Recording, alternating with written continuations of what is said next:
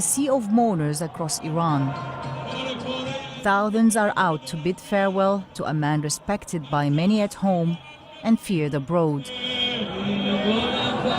Major General Qasem Soleimani's body arrived in Iran early on Sunday morning. 3 days of mourning begins here in Ahvaz before moving to Tehran on Monday, and then the burial in his hometown in Kerman. This is a moment of mobilizing loyalty among Shia communities in the region.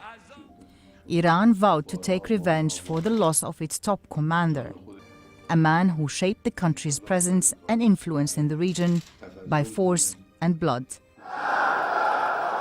Iran's response could come at a time and place of its choosing to hit American interests in the region or beyond.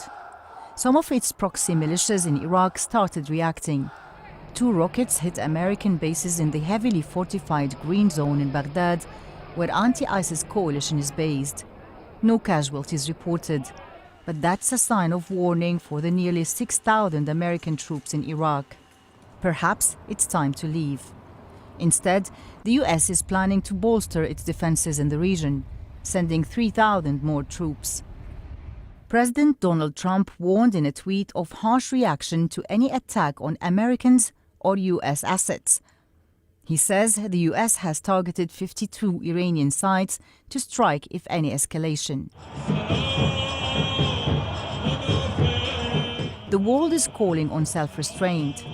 But the loss is big for Tehran, and the consequences could be severe for the US and adds tensions to an already complex region. Lina Sinjab, BBC News, Beirut.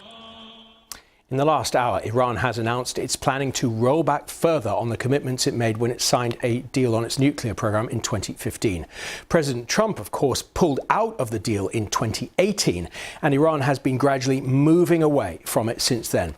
Let's take a look now at what one of America's key allies to say. Britain is also a signatory of that deal, and the Foreign Secretary, Dominic Raab, appeared on the BBC on Sunday morning. He called for a de-escalation of tensions while sympathising with the US position.